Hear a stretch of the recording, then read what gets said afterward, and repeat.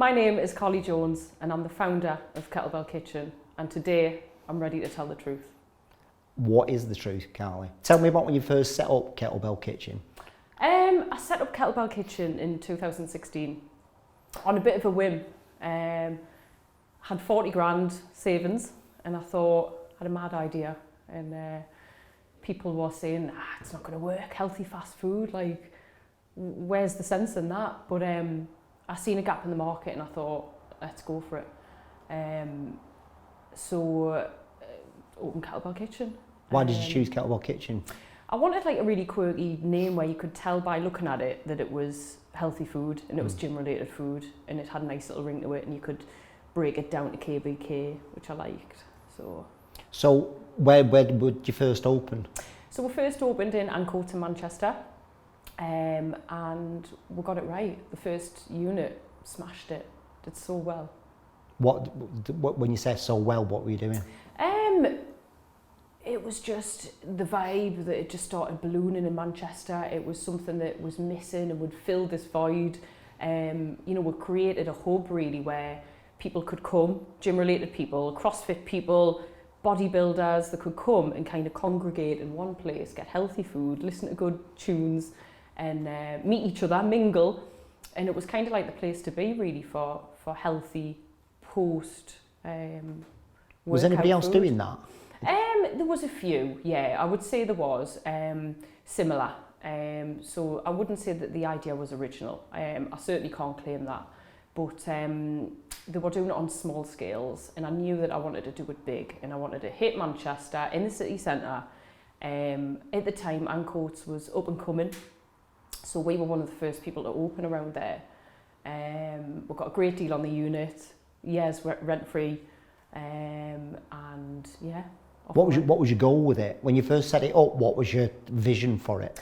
The vision and the dream was to have a big brand really, but also to educate people that fast food doesn't need to be so unhealthy, and that healthy food doesn't need to be so bland and boring, do you know? Yeah.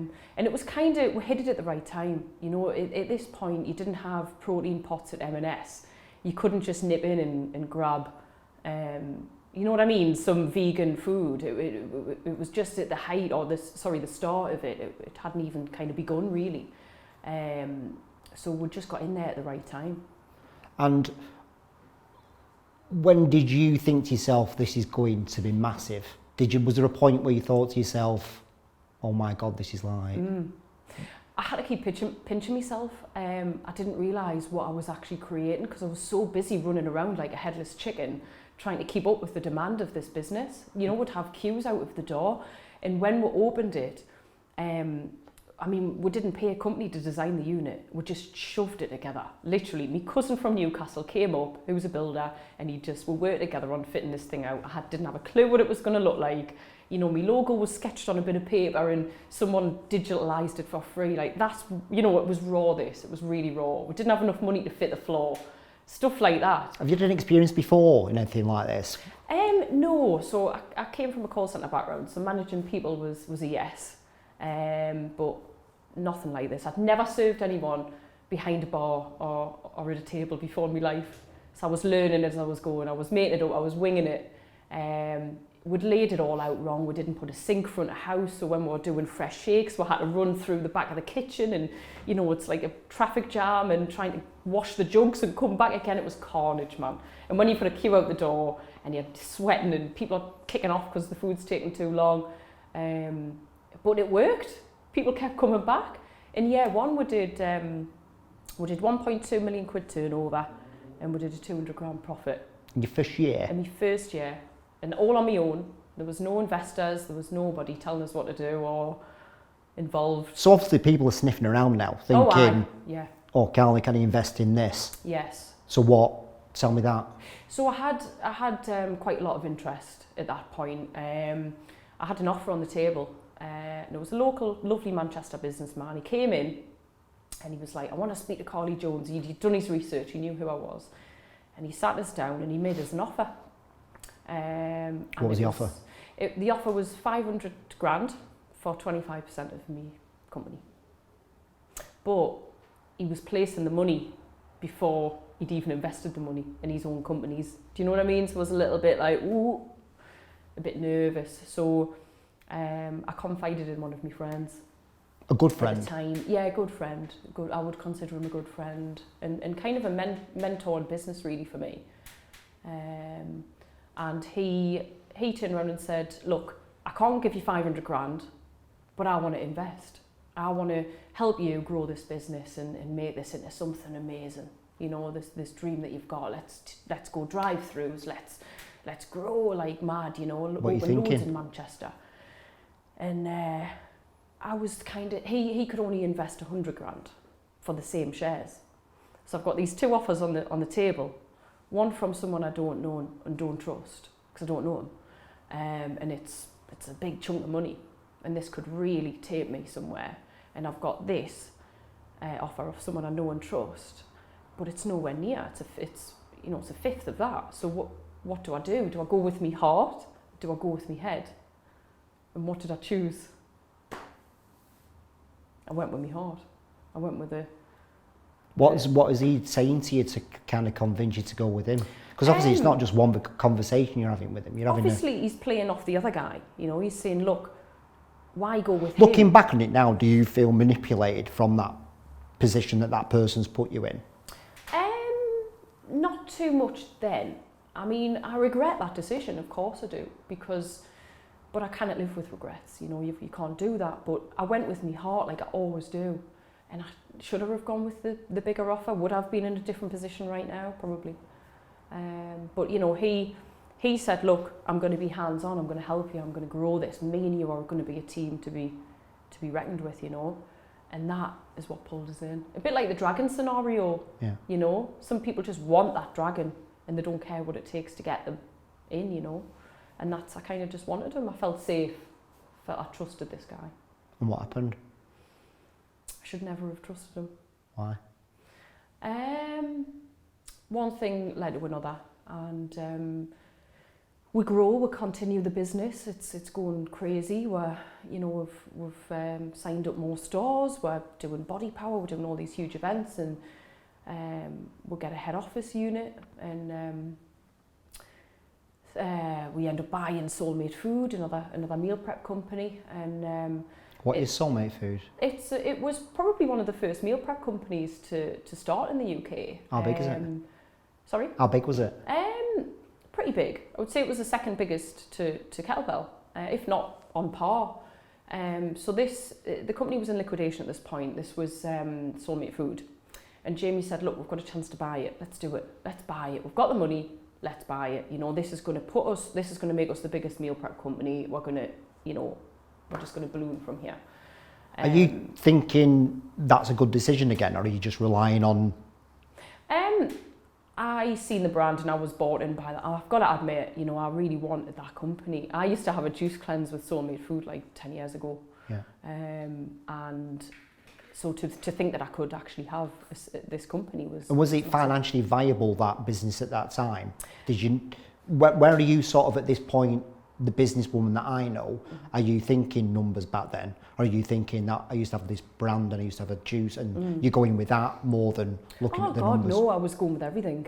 Right. I was going with, wow, you know, we can be the biggest here. The money that meal prep makes and the margins in meal prep are the biggie. That's where, you know, that's where a lot of the money was.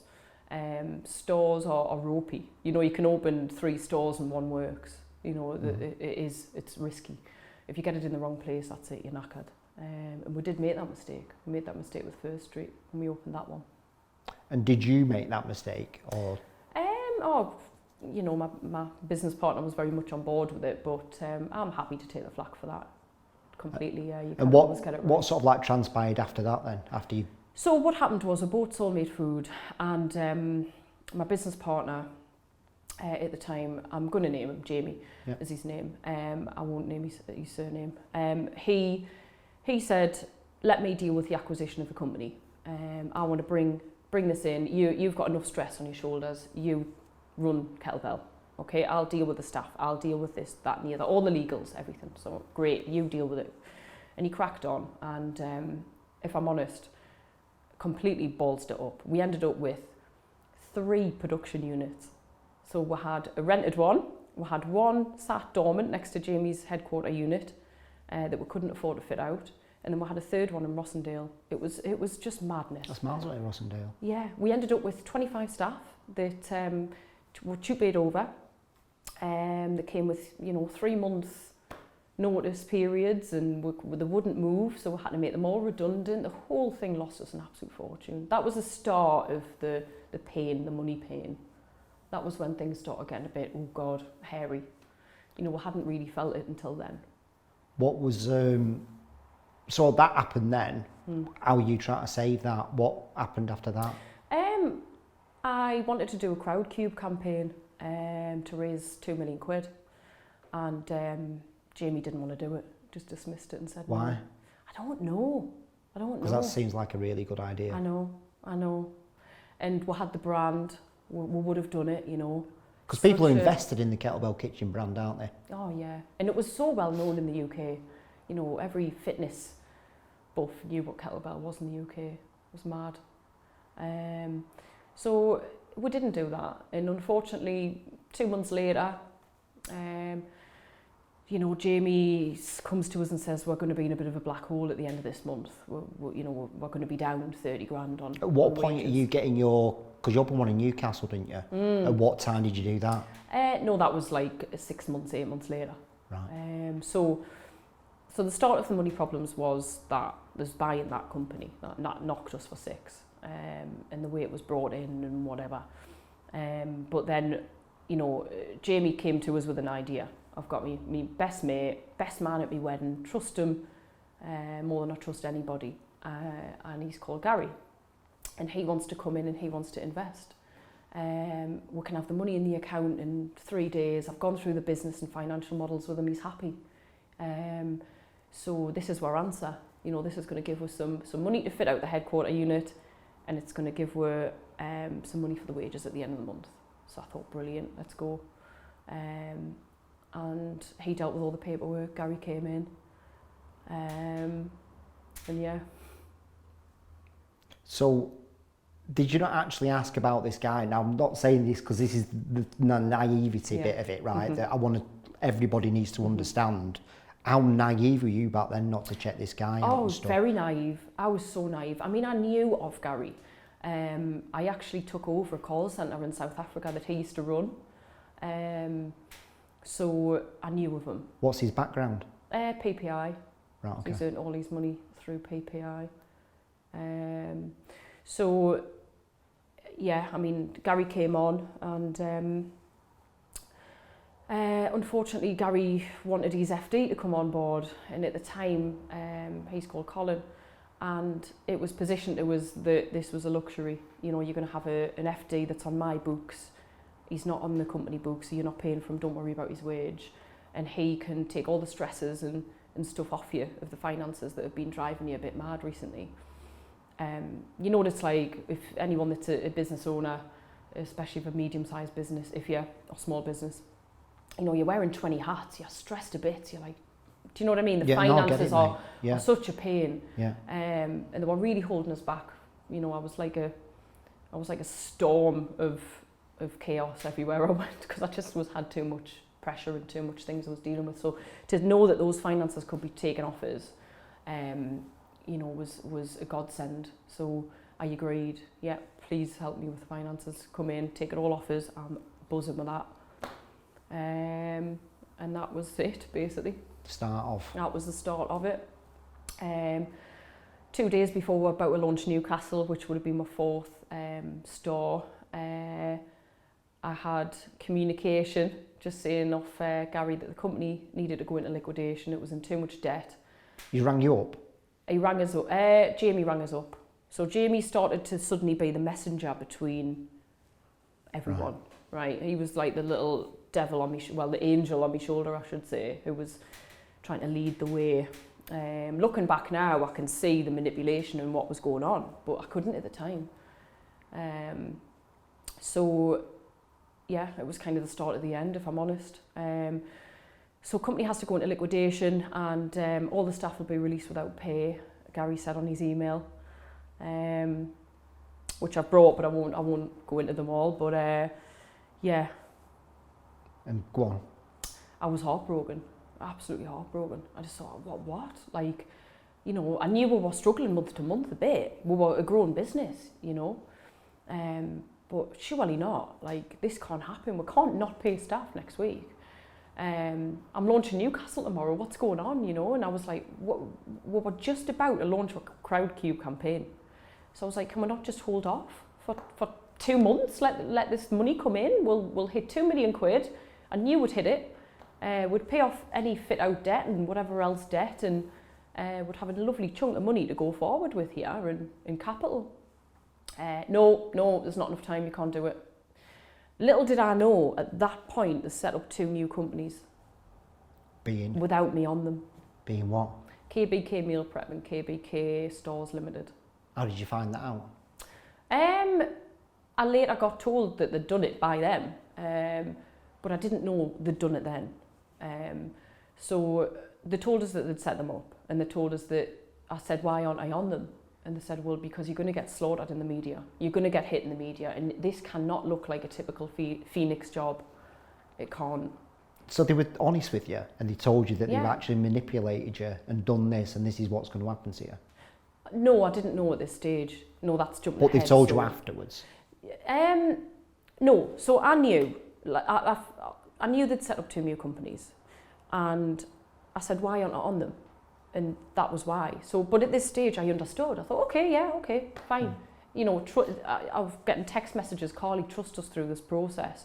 We're going to put the company into liquidation. We're going to set up 2 new companies, but they already had done it. I've booked a meeting with Insolvency Company on Monday. You need to be there. It'll go into liquidation. We'll buy back the assets for next to nothing. We'll sack off all that debt, and everyone will go forward with the same shareholding, and we'll be profitable straight away.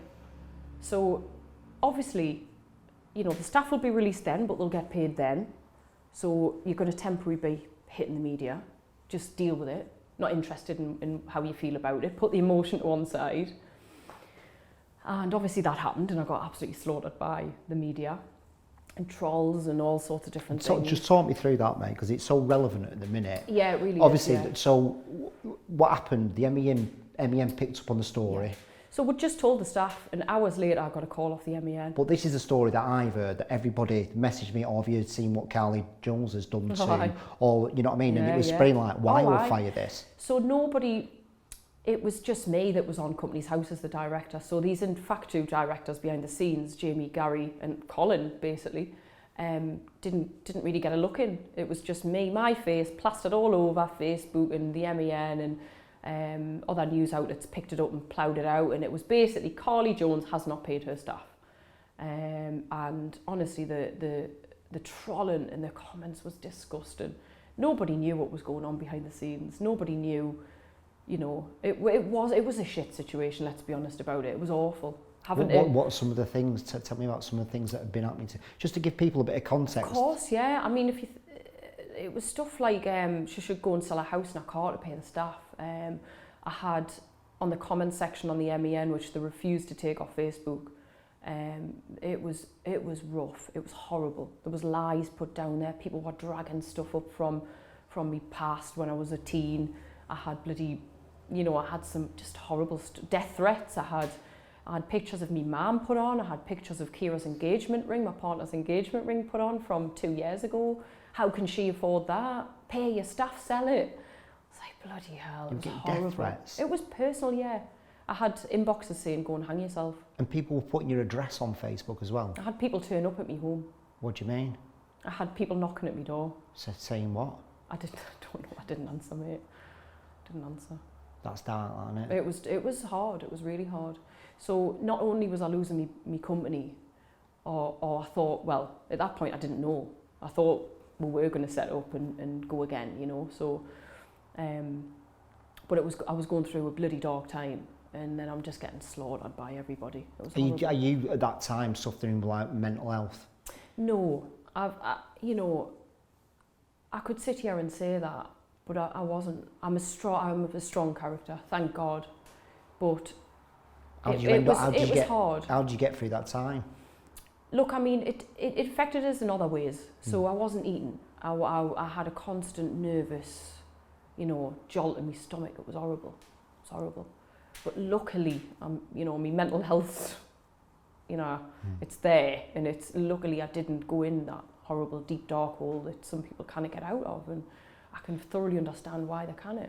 How long did it go on for, that?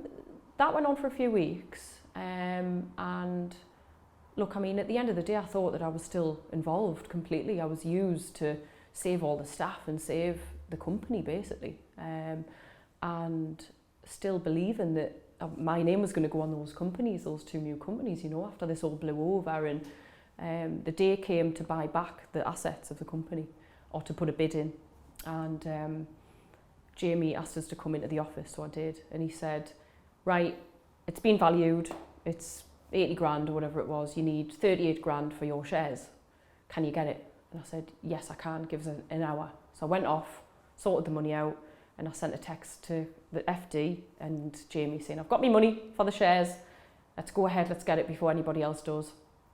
And he came back in my office and he said, right, we've got a deal for you. Gary wants to buy all of the assets for 80 grand, right? You put your 38 grand into your salon, like you've wanted to do with your partner for quite a while. You do that, it'll be great. It was manipulating. And he said, and all Gary wants for that is an extra 5% of your shares. And I said, okay. I said, but can I get some paperwork? Yeah, we'll sort it, don't worry. Gary was my best man at my wedding, don't worry. I will never let anything happen to you, Carley. Do you trust me, yes or no? Yes. Right. That's how this was positioned. So I had to go ahead. There was unnecessary time constraints put on it. We've got to know by 2 p.m. You know what I mean? When they didn't, it took weeks for the sale to go through, but I didn't know this. And then the insolvency company invited us to bid. I said, no, fine, Gary's buying them back, but we'll all get our shares back. And then the killer day came on Valentine's Day last year, and I was summoned to Gary's office, and he sat me down, and it was him and the FD that now owns the company. And he said, it's a game. I've won the game. You've lost. I own 100% of Kettlebell Kitchen, and you don't. Said that to your face? Yep. And that was it. Boom, lost. And my heart's pounding. I felt sick. I felt like I was going to faint, and I was like, what? And he said, yeah, you don't own it. And I was like, are you joking? Where's your paperwork to say I was going to give you shares back? I was like, so you've just used Jamie in the middle. So it was clear that they were just running around us in circles. Did Jamie know what was going on? Oh yeah, fully believe he did. He must have known, because Jamie walked away with soul-made food. So I walked away with nothing. Jamie walked away with soul-made food, but he claimed that he'd been done over by Gary as well. But then he was still involved in Kettlebell for weeks after, helping Hoover and help Gary. It was so obvious he was involved. It wouldn't surprise me if there's some sort of gentleman's agreement that he owns part of the companies now. So he just said that straight to your face? Yeah. So he made us an offer. He said, look, I'm a good person, so I'm going to make you an offer. I don't need to do this, but I'm going to offer you KBK Stores Limited. So you can have the stores, so basically it was Anco, it's one store. However, he has the list of the license agreement, and it was hideous. It was like, you have to pay me £1,000 a month forever. You have to sign everything off through me. It was just a power trip load of bollocks. It was awful. It was like, you cannot breathe without asking me if you can. Do you know what? He would have put a lead around my neck, and he would have loved it. Spoilt me creativity and just put us in a box. And I just said, you can piss off. Absolutely. My head was a mess though. I was stormed out of the meeting. By the time I got out of it, I had already been locked out of all the social media, everything. But they've been planning it for ages. Yeah, Jamie was the one, his media company was in control of the social media.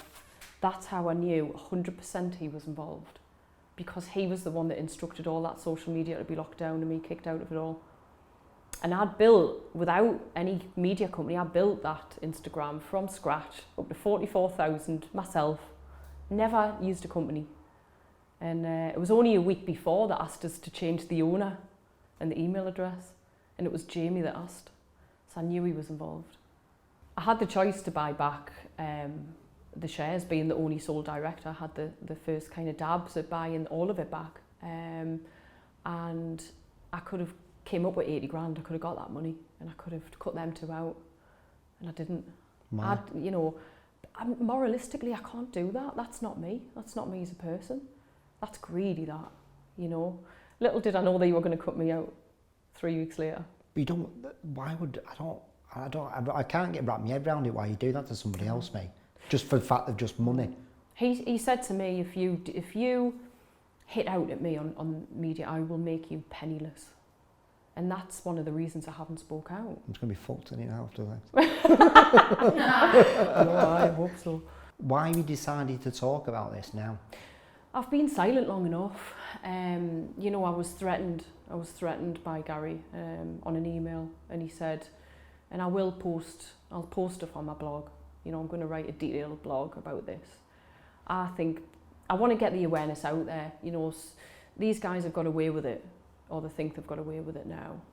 Why should I be just silent and keep my mouth shut? You know, people want to know. Every day I'm asked, what happened to Kettlebell Kitchen, Carley? Why aren't you talking about it?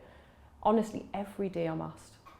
And it's about time I spoke out about it. So many people this happens to, and so many people have reached out, and similar has happened, and you can't do anything about it.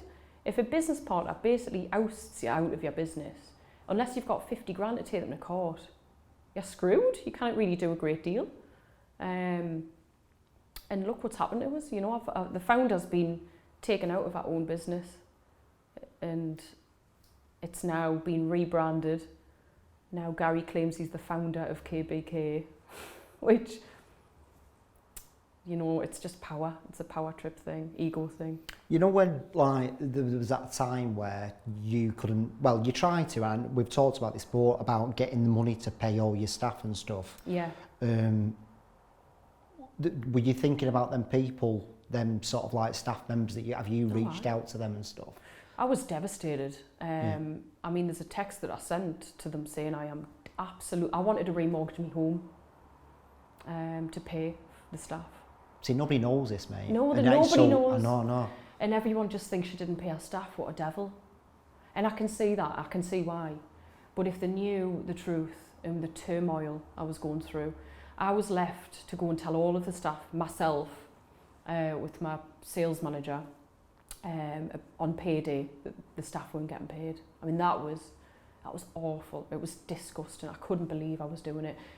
The business partners weren't there. They didn't help us. Do you know what I mean? Their phones were off on that day. They weren't interested. And when the media hit out, they said, you're not allowed to reply to any media. Don't see anything. But looking back now, it was just part of their plan. They needed me, this founder that had all this great publicity. They needed me to be hit in the media to do their plan and what they were going to do. Do you see what I mean? Yeah. And you can see that this was all conspired from early on, because they set up those two new companies. They knew what they were doing. How does this affect you with like building relationships now in business and stuff like that? Has it changed you in any way? It has, yeah. Oh God, yeah. It's made me more savvy. At the end of the day, I'm at fault. I let these people into my business, you know, and I can blame them all day long for this and that, and we shouldn't have done that. But at the end of the day, I'm to blame. I shouldn't have brought these guys in. I shouldn't have done that. I shouldn't have let them control us. I should have had everything in writing. And I want to speak out today because not only for my own sanity, I need this off my chest. I need to get this out there. Yeah. You know, it's been sort of locked in a dark place in my brain for too long, and it needs to come out. But also to help others. You know, you've got to spot a poisonous business partner early, and you've got to do something about it. Mate, I think that's it.